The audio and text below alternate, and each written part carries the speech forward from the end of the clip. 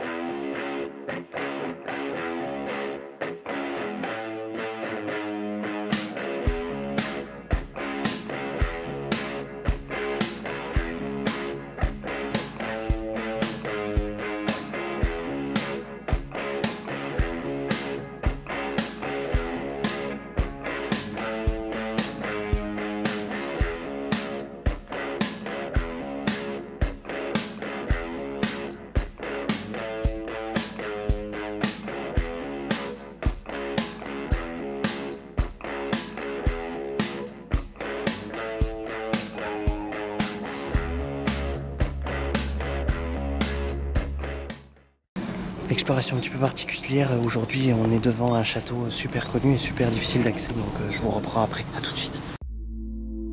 De cet architecte, il ne reste que quelques parties du château.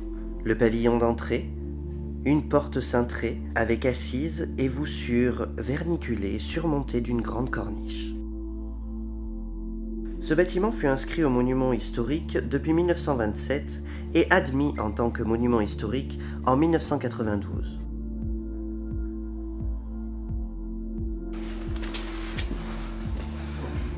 Il y a tout encore.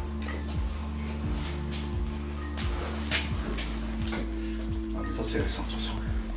Il y a des trucs qui sont récents. Bon, après, on n'est pas dans le château principal.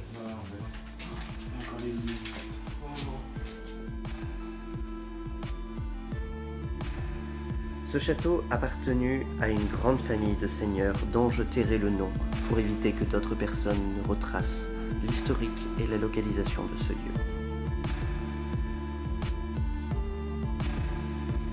Il fut finalement racheté par un Assyrien qui souhaitait créer une communauté assyrienne dans son petit village.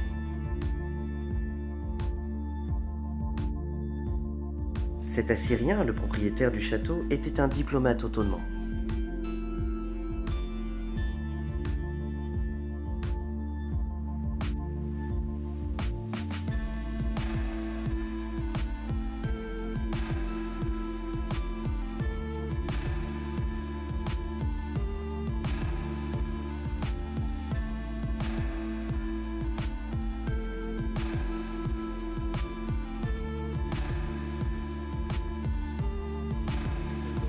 Un peu de tout.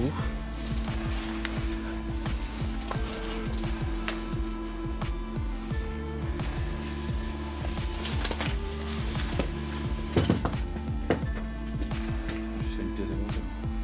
Ouais. Tu veux un vieux bouquin? Oh putain.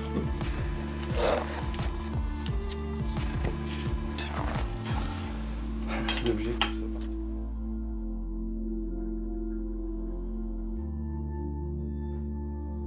Par la suite, il s'efforça de créer un État indépendant pour les Assyriens, mais il n'y parviendra malheureusement jamais.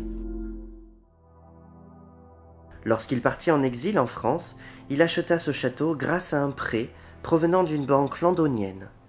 Une fois le château acquis, il s'installa avec sa famille et quelques proches afin d'écouler quelques jours heureux. Celui-ci décéda malheureusement en 1932 et depuis, plus aucune information ne fut disponible sur ce château. Nous allons donc tout simplement continuer cette visite, admirer quelques endroits, vous montrer quelques petites perles et vous laisser voguer au gré des musiques. Mes amis, attention, et voici la salle du piano.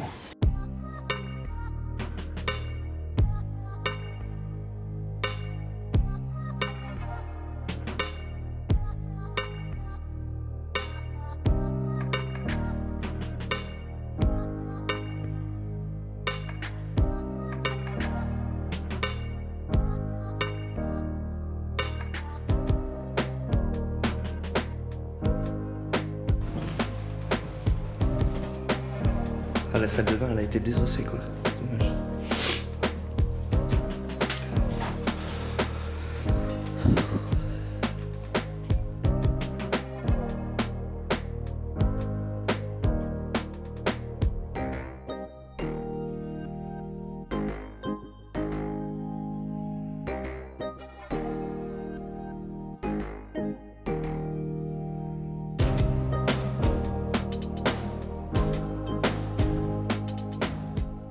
Vous avez vu un peu la taille de cette cheminée, s'il vous plaît? Vous voyez un peu ça?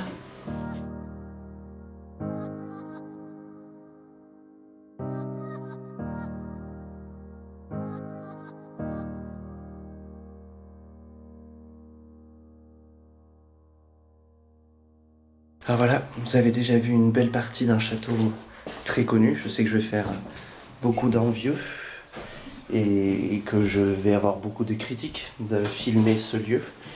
Mais je pense que ce lieu le mérite amplement. Je pense qu'il mérite d'être vu. Surtout que, bah voilà, hein, vous voyez bien par rapport aux photos d'il y a 3 ou 4 ans que d'autres urbexeurs peuvent poster, le lieu se dégrade quand même. Des gens viennent, des gens saccagent. Moi je filme, je laisse une trace indélébile pour toujours.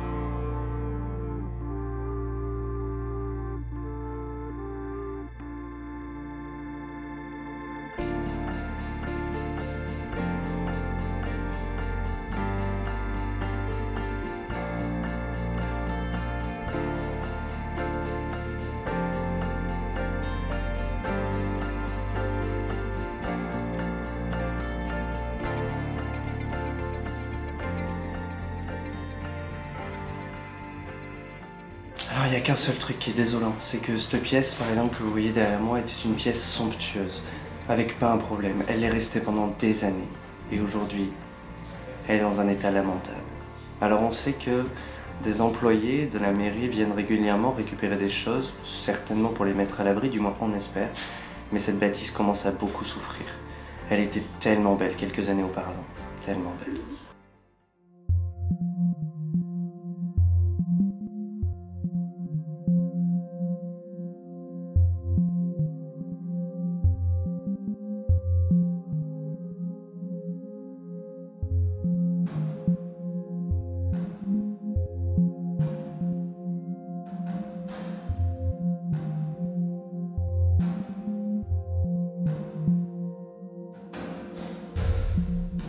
C'est ainsi que se termine cette magnifique visite devant ce somptueux piano qui est toujours là, qui va rester là un moment.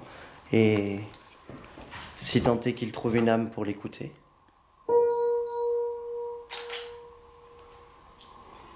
il se réveillera.